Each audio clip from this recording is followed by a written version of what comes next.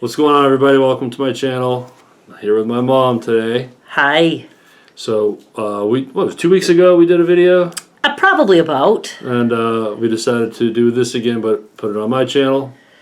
And you did a video yesterday talking about our fail yesterday. Yes, it was Thanksgiving and we went for a ride and we were going to come to the studio first and then go for a ride, but I thought my bright idea was we take the camera with us. We find a park. Derek brought us to Shelby Farms. Mm-hmm. And we recorded, and then when I got home, the wind kept cutting out our audio, so I had to trash it. Someone cried about it. I cried a little bit. But I took a long walk. I was actually happy because I didn't feel like it was a good video. Like, the camera was further away. I was tired. I felt like I was just mumbling and droning on more than I usually do. Oh my God, it's hot in here. The camera was far away from us, and when I was watching it back, we just both looked like we were both depressed. I mean, it was. I was. No. And I think I wasn't as engaged because I couldn't see. The camera was kind of far away, so I like it better so it this worked way. out. So we are in the studio today. Yes, and we're trying to not touch the table too much because I noticed in the last video that it was very shaky. It shakes. They're used to that with me because every table I record at, I'm shaking it all the time. So I thought, what would you like to learn today? Like, do you have questions about the new podcast? I want to talk about the Rhythm Section podcast. And how it's rolling out. I have a question before we even do that. Okay. Because your audience is also my audience. Mm-hmm. And they know the kind of videos I put out. I'm curious, and I guess it would mainly just be the band you're in now. Mainly Derek Joseph and Jeff, your sidekick, Jeff Ward, because I am friends with them on Facebook. Mm-hmm. Are you ever embarrassed? You can tell me the truth. That they might watch a video of mine. No, I'm used to that. Because that's fine. Because I know I don't think they watch my videos. I'm sure they don't. But sometimes people get curious as to why is she crying? You know. I don't know. They don't come up to you and say your mom is a fucked up. No. Well, Karen says she used to watch. She might still watch. Oh God. She thinks you're funny. Oh, okay, that's all right. Well, no, it is what it is. You know. But you don't put your videos on your profile yet, do you? Your Facebook profile. As far as if I do a vlog thing, no, I haven't done that yet. Yeah, well, I'm getting there. I'm putting my face out there a lot now with my podcasts, but you do have more actual friends though on your Facebook profile than I do. The people on my profile, I don't know them. You know what I mean? Well, I have some your cousins, my nephews, things like that. And I think I'm at 1,300-ish. Yeah. But a lot of them I don't know either. Oh yeah, that's right. You don't know a lot, but you do have people that you know because you still have friends. You haven't gotten to my age yet, where you disown them all. I really don't have a lot. No. But the ones he has are good people. And one of them is my co-host. Yep. For the Rhythm Section podcast, so it's new. You guys are having your first actual guest coming up Monday? In a couple days. We interviewed a fellow by the name of Tim Dills. He's the lead singer of a local Memphis band called Fever Tree, and we're excited about sharing his story and putting his face out there. He's a well-known guy in town. Everyone we're interviewing, they're all well-known because Memphis is a neat kind of more tightly knit community. There's definitely more musicians in Memphis than most cities. It's considered Music City, right? But Nashville is trying to steal that, and Nashville is an insane amount of musicians there. But it's hard to create a community there. There's just so much going on. You have your little cliques. But Memphis, everybody knows everybody. It's that kind of community. So it doesn't take long to be able to follow a good amount of the majority of the bands in town, and you see all the same players that, you have local celebrity type things. So we got a bunch booked. 2 days from today, we got 2 more to record. And it's fun. It's good times. It's a neat dynamic. I'm a co-host. I still run it and produce it and do everything. But Jeff books the guests and shows up. Yeah, Jeff is role. very, very nice. Yeah, he's a good friend of mine. He and I have been friends for, gosh, probably a decade now. No, not quite 10 years, but he and I now have played in 3 bands together, and just really became good friends over the years. In the last few years, we've been. Now, when you go on the road in the bus, does his wife go? She has not. She doesn't. All right. She has not. She's allowed to. Oh, well, I know that. Yeah, I just didn't know because I know Derek's wife has been on every trip. Right. Sometimes they take their kids or one or both. I took Skylar and her friend AG on one. That was cool to Wisconsin. So it's family friendly as long as we have enough bunks.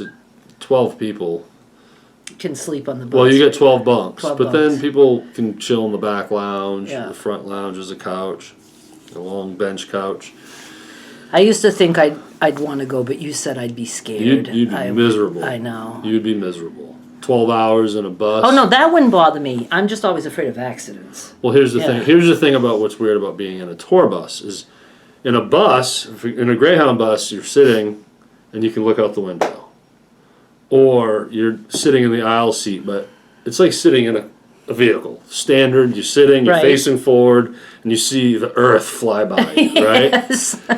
Tour bus isn't that way. You're cut off, you got a curtain that blocks off the front cabs where the driver's at, so you can't see, you don't see the windshield. That would all be the windows, weird. you get the blinds down, and you're like in just a moving tube. Oh yeah, see, I think I don't And it's know. weird. I wouldn't like that. And it's bouncing and it's hard to sleep, even when you're moving. For you to get in and out of a bunk would be difficult. Why, are they high off the ground? Well, the middle one is, you'd have to crawl into it, and then Bring a the ladder. bottom one on the floor, ladder. you're going to have to like roll into it. Oh, well, I'd rather do the rolling into it. More bus tips. Okay. You want the middle bunk. You got, on one side of the bus, you have a stack of 3. And then behind those 3, another stack of 3 bunks. And then the same thing on the other side of the bus. That gives you 12. You want the middle bunks. You don't want to lay on the floor. Right. And the top one is a little more.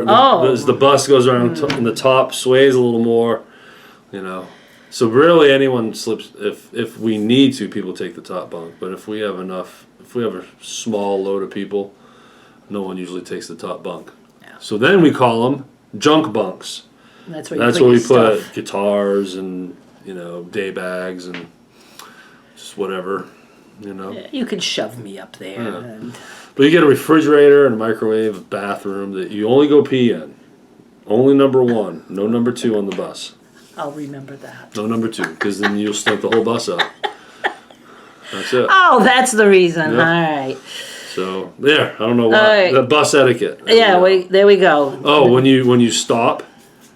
And everyone unloads to a gas station to get some food, snacks, bathroom break, getting some gas, and you've got to do a head count before leaving.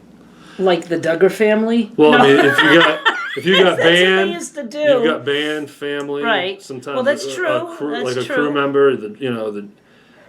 It could be up to 14 people sometimes. We've had that bus crammed before, and it'd be easy to just leave, assuming that Right. one of your players is still napping in the bunk, and you didn't realize he snuck out and went into the store. Well, that's true. That's true. So you got to do a head count. It's very important. But at least most people have cell phones now. But they could call somebody. I don't know. Yeah, but still. But nobody knows anybody's number. Still, you don't want to be left behind. No, you don't want to be left behind. So, so the Rhythm Section podcast is going well. That's good. Yeah. That's good. The Real Hernando podcast, I'll update that. We got a title sponsor starting next year. The Wesley Meadows Retirement Community, Yep. which you know about. Yeah, it's one of the places I was looking to move with my mother. Because I was afraid I was never going to get an apartment in your complex. I was calling all the time. And you got it. Yeah. So now that funding, and there's more to come. There's more opportunity for other businesses to sponsor at lower levels, lower tiers. But such responsibility. yeah, But with that funding, I'll be able to do more. I have some cool ideas. I'm going to upgrade the Real Hernando that wouldn't even really take money and resources, just a facelift. Upping the game on the production, tweaking the cover art or the thumbnail art. You know. I've been doing the same old for Yeah. 8 years. But I understand that. They're going to upgrade. Because I'm going to be out there now with all our social posts. Part of the deal is at the beginning of the description of each post, it's going to say, The Real Hernando is presented to you by Darlene Misha. Wesley Meadows Retirement Community. And then they're linked and tagged, you know. So it's like, it'd be cool that when that happens and we make that announcement that there's also a noticeable upgrade. Right. You know? Yeah. Makes sense. Yeah. And it'll be a year, so keeping things different. And then maybe in 6 months, add a different kind of series to it. Oh my God. Yeah, you're on, because I was in my 30s when I started my first company, and I've been on the way up for like 25 years. Now I'm ready to chill a little bit. So you've got a good 20 years to go before you feel like chilling. Oh yeah, I mean, the LLC turned 3 this year. Yeah. But overall, my first client started in January of 2018. So if we're considering that the beginning of my business, because it was, I became a freelancer and was getting clients to hire me for things directly. Right. So that was like a freelance business. So we're working on 5 years in a couple months, or Unbelievable. 6 to 5 weeks. Yeah. So, Do you even know one of the businesses I did probably for 3 or 4 years while I was doing my Designs by Darlene tunics that I made with India cotton tapestries? Because I always like to have 2 things going. Like if you go to Yahoo and there's, all these like spammy stories about people. I used to do that. I wrote for like 6 or 7 different publications. Yes. I didn't know that. What did you write about? I ended up with so many channels. I had one on gossip. I had one on crafts. I had so many. I can't remember. How did you think of content to write about? You look at other sources. You cite the source. And, Steal. Yeah, and there was one called. There's a big one called Ehow. I don't think I did Ehow, but there was a smaller one called Firehow. I don't know what. Firehow. And that one was a how-to. So you just something that you knew how to do, you just did like a how-to list. And cool. So, it's funny because like when I go to Yahoo or whatever and I see an article about, whoever, an actor or something, and people will be like, in the comments, things like, this isn't even news. And I'm like, yes, this is not news. It's called it's a content mill. The reason these websites started that is because they wanted AdSense. Google has AdSense. That's how we make our money on YouTube. Yeah. It's through our AdSense account.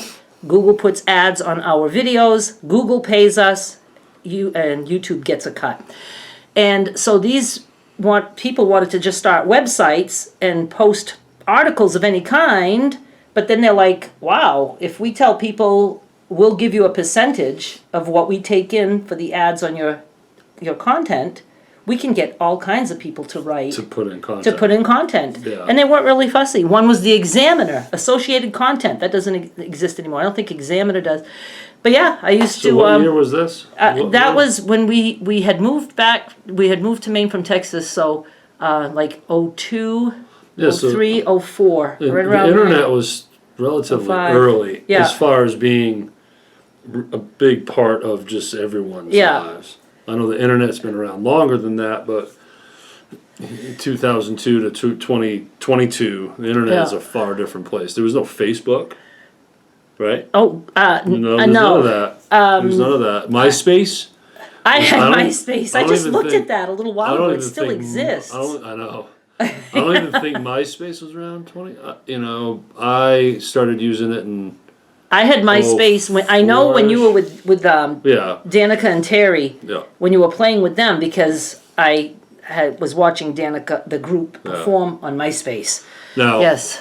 what I loved about MySpace that we lost when we were in Facebook and just Twitter. That guy Tom. Tom. Yeah, I miss Tom. No, but I don't even MySpace. know what he MySpace was did. cool because you kind of made your own little website. Like you can design it and Yes. taught you how to use HTML coding, so you can add little widgets.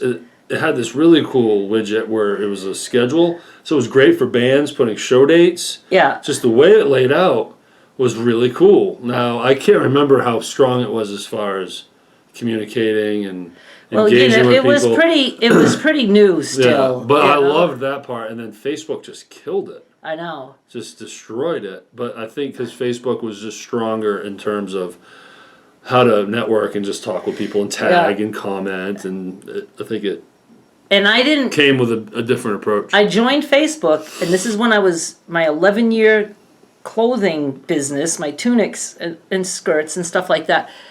I did not use Facebook as to sell my stuff. I almost feel like I always felt like my stuff isn't. I don't want my friends to see what I do. Yeah, you know what I mean? right. It was just weird. That's how I feel. So I didn't take advantage of that. But even Yeah. then, we were able to, make a killing on eBay. I was selling on eBay and my website. I don't know how people found me. I think they found me on eBay because there wasn't that many places to shop like now, And then they would find my website from there. I thought of something, a week ago or so that I wanted to talk to you about that had to do with Facebook and social media. Okay. I don't know if anyone really cares, but I probably don't either. it dawned on me. No, this is gonna be a compliment. Okay. Oh, I remember those things. One time a year. I was thinking like where I am today and everything that I'm doing, Right. and you always go backwards. Like, well, I started my first client in 18, and then and I look back on how I got here, and it always goes back to when I quit drinking. Right. Like that is the shift. That's when I took a right-hand turn and just went down a different part. Yeah, for sure. And quickly after that, you showed me how to do Facebook, and I started Rock Lob merchandise. Yeah. And why were you called Rock Lob? Okay, good question. So when I was in That was his band's name. I mean, his wasn't people my called him. band No, name. but I mean, when you were I in was band. fixing to tell him. Oh, that's right. It's your story. Explain it to him. There goes the compliment. I'm going to lose I it. took it back. I took half of it back. I still owe you another half Okay. if you're nice. All right, between now I'll be and nice. The first. I'll be nice, Rock. So I moved to Nashville in 05, and early 06 I went on the road full time with a casino band. So and I was all over the country, and people knew clearly that my accent was really thick then. And they knew I was from Maine, and then quickly everyone was like lobster, because that's synonymous with Maine. Lobster, lobster, lobster. And your grandfather was a Right, lobster. and so I talk about it. Well, then we were doing a sound check at the Golden Moon Casino, the Pearl River Resort, and Choctaw Reservation in Philadelphia, Mississippi. And there's a song by the band. There's a band called the B-52s, and they have a song called Rock Lobster. Oh, I didn't know that. So we heard that, and everyone laughed. Hey, Rock Lobster, Rock Lobster. And then that turned into rock. Yeah. In a tight circle, and when you're in a casino band, you circle a circuit. So you build friendships with people in different areas. So when we're going to Michigan, we have our Michigan friends. When we go to Southern Texas, we have our Texas friends. We had our Mississippi friends in Philadelphia. And my lead singer, Danica, takes credit for that because she called me Rock. And some people just knew me as Rock before knowing me as Derek. Right. The It was Rock, a Dwayne nickname. Johnson, The Rock, the wrestler, Dwayne Johnson, he took that name. But it was cool. Like, I was, He took it from you. someone said, hey, Rock. I said, yes. That was cool. So, Rock Lob. And then I got stupid and did the umlaut, so it was R-O-K with umlauts and the O. Who the hell knows what an umlaut is? I know it's the little dots. Yeah, it changes the sound of the vowel. I don't know. It probably wasn't even right. Anyways, So Yeah, it was, all your amps and everything was sprayed. Rock Lobster. yeah, and I had Rock Lob merchandise and Rock Lob music and Yep. these different Facebook That's pages. right. But you taught me how to start the pages, and you Yeah. taught me how to use Amazon affiliate links. Yeah, and skim I links. just gave you an Amazon link again, Yeah. an affiliate link, and I And- used the Rock Lobster. That's the one So, I. so I for would you. I would go to Amazon and find something that I thought was cool. It was apparel. Remember, I was trying to Yeah. do like cool band clothes, cool clothes that I thought musicians might like. And I would crop out the picture of the item. Yeah. I'd post it with the link and a little write up. I made $0, but But you learned how to do it. when I really think about it, that really was the beginning of me being an entrepreneur. It really is. Yeah. Even though I had to do all these other hustles and I started playing in bands again, that's when I went back out with Mackenzie's Mill. I was driving Uber, I was driving Lyft, I was hosting trivia nights. But that's what really set the tone for me, and to do new things for myself. You know what I'm saying? Yeah. And I learned a lot about Facebook. And really, ever since that day that I started that, it's been an ongoing progression of trying new things to promote myself or promote my bands, or you know, I you know what I'm saying? Like, Yeah. it really was, but it was slow moving. And then when I hit 2018, then that's when all of this started. And- but it really starts way back then. Yeah, and I remember when it was the house you had in Memphis. Yeah. That I was visiting one time, and he was working at Pfizer, and I knew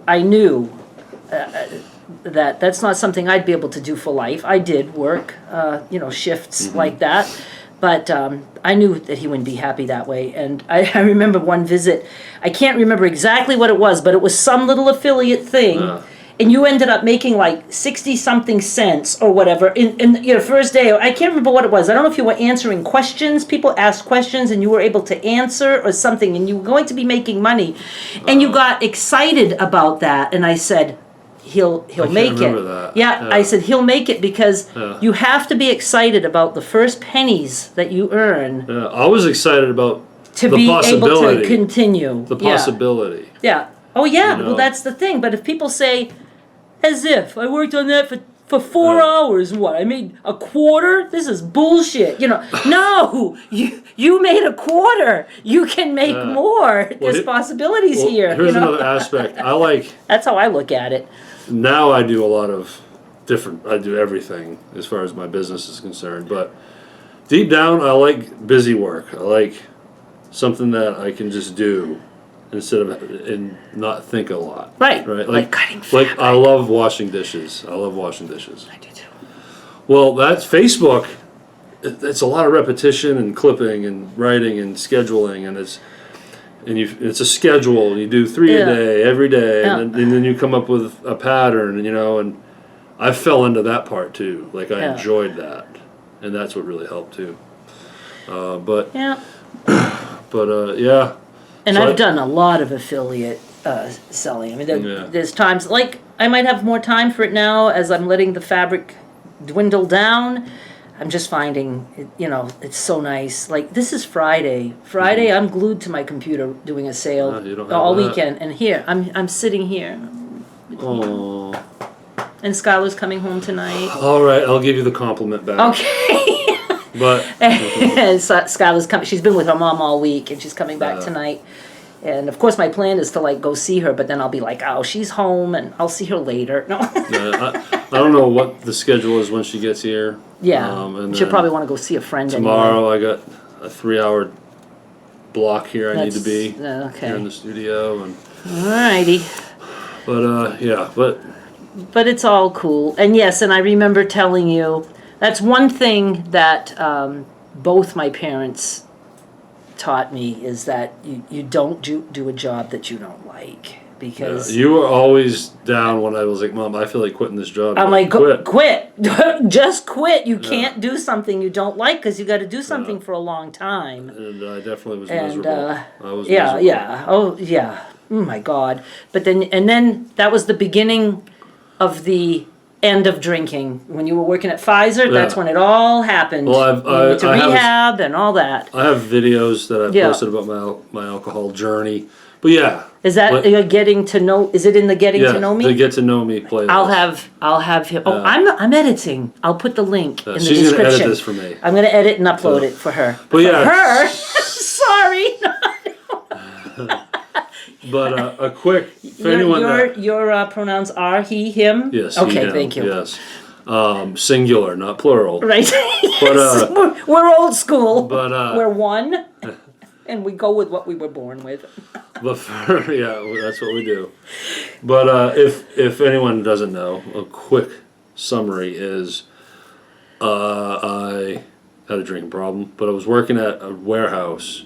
Started as a temp, and then went full time. And at the time, it was good. I guess I needed that security. I got good insurance, and it was a good opportunity, and it was decent amount per hour, and it was what it was. But I hated it more and more and more, and the depression and the drinking was just getting bad. And so I went to rehab and was on temporary leave. I was on short-term disability for 11 weeks, and through that process and rehab and all the counseling and therapy, and they too are like, you need to do for you. Like, Right. you need. It's going to be scary, and you're not going to have all the answers, and nothing's perfect. You're never going to have everything worked out, but you have to do for you. Like, now it's the time. Even to the point where stop talking to people. There's some people that you think you're friends, but you're done. Oh with yeah, them, yeah, 'cause you got to move on. yeah. So I was For like, sure. and the whole time I was like, my buddies are still out in Nashville, and they're still working and playing, and I'm like, that's me. That's me. Like, I lost that. Yeah. That's what I want to do. So think about it. I'm in rehab, and I even announce it into a group therapy when I'm done that I'm going back out on the road with my guys in bars. I know, but some people can do it. I wouldn't be able to. So, but I you're knew good. I You're knew good. that I had to do it. So I finally go back to work. We spend like an hour with my manager getting paperwork done and getting re-enlisted or re-onboarded. I know. And then This is we cringeworthy. finished the last piece of paper, and I'm like, okay, so now I'm giving my notice. And 2 weeks later, I was gone. But I'm thankful that you had that job, so you could do all that rehab and all Yeah. that stuff. Yeah, So that's good. That was the reason, honestly. That was why it was part of my life. Yeah. Now that I think about it, and that was it, and that's it. And ever since then, I have not worked a job where I had to sign a W-4. No. I've- Because I've then you been- started, you were still, even though you had to have something else, you were doing Uber, you were doing All this s- insurance adjustment thing. All You, subcontract Yeah. work, contract work, 1099. You pay your own taxes. you even worked for me. I was paying you to edit my ASMR videos. That's right. Yeah. And before Pfizer, it was several years of no standard W-4. So Yeah. Pfizer, let's see, when I was in Nashville, I waited tables in 2 different places. So that was like legit, Yes. But I would say, Did you wait tables the night that I took Meme there? Because I took my mother to I can't remember. Nashville. People are going to get confused what we're talking about. I feel like. Anyways, the point I'm making is some people just have the desire to be self-employed, an entrepreneur, and it doesn't necessarily mean starting a big business. And like what I'm doing now, agency, small business. Yeah, you don't have Well, to. like my mom has been doing for decades, and what I was doing all those years as a musician Yeah. was I just self-employed. A band would hire me, and that's how I made my living. And I can't do a day job. That's why I haven't done it ever since. So I quit. I quit in 2014.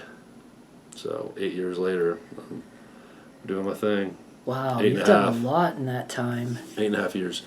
Actually, what's today's date? 25. Oh man, November 19 is my 6-month soberversary. So how many years in 6? Eight and a half. 8.5. Wow. And I like those kind of milestones because now I'm officially closer to 9 than I was to 8. That's right. This is pretty crazy though. It Think about is. Yeah. I haven't drank in 8.5 years. Yeah, and me even longer than that, which blows my mind. It just blows my mind because I never thought that I would be able to quit. And I had my thoughts that you'd have a hard time too because it didn't take the first time around. My issues is people. When I'm in a room full of people drinking, and the room turns, and now everyone's hitting that first level of buzz, and personalities change for the good. I'm not saying like everyone's a jerk. My friends were not jerks when they got drunk, but they just changed. Yeah, there's a difference. They have their own buzz versions and then the drunk versions, and it doesn't matter if they're a very close friend of mine. When you're sober and they're drunk, they're not listening to you. You can't have a conversation. It's just you're on two different planes, and that's the stuff. Oh yeah, you can't. I have no interest in talking to somebody who's been drinking. I mean, it's just none. Yeah. It just doesn't make any sense. Alrighty. Well, I guess that's it. Yeah. Thank you for watching us ramble. This is a lot better than the one you never saw. Yesterday, I know, and we were like far away. We were like little people in the. Oh, I should have liked that if I was a little people. We were far. We saw like the whole picnic area, and then us way back there somewhere. So there was no closeness.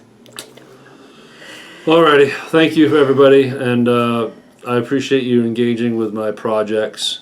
I haven't done just a solo, just vloggy type video in a while, but this is the content you see I'm pushing out with the Producers Journal podcast, the Rhythm Section podcast. If you jump to the other Real Hernando channel and that content, I don't know, that's kind of how I like operating bigger production things. So, but and I understand that it's harder to engage with long form interviews, but I appreciate the few that do watch and the people that you do it for appreciate it. Yeah. There's a purpose behind the Rhythm Section podcast. It truly is going to help the local community, music community, trying to get a different audience, or not a different. I'm not trying to change the audience. I'm trying to add to it. Exactly. But a different dynamic, a younger dynamic demographic. Try to get these musicians in. Yes, the music videos, more coming. And the bass covers. And guitar. Oh, that's right. I'm anxious for that because I've never seen you play The next music video I upload is going to be guitar, not bass. Oh my God, I'm so excited. Mm-hmm. I don't know why I haven't. It's gonna be. It might be a week or two. I'm just saying because busy. But also, I'm upgrading them. I'm doing the multi. Oh no! I told you we didn't have to wait for that. I want to do it. I know. I like making things that really look nice and like. Oh dear! All right. Upgrades must come first. I've been upgrading ever since Rock Lob merchandise. Yes. Really? You've come a long way from that. Mm-hmm. Although I liked that name. Okay, sweetie pie. Oh, subscribe, even though this is his channel. Subscribe to him and subscribe to me. Mm-hmm. And I'll be uploading this, so I'll put all kinds of stuff in your description for you. And I don't charge anything to edit for him. Mm-hmm. She gets compliments. Yes. All right. Well, I don't know how to end this. Oh, we'll just say bye. How do you do it? Bye.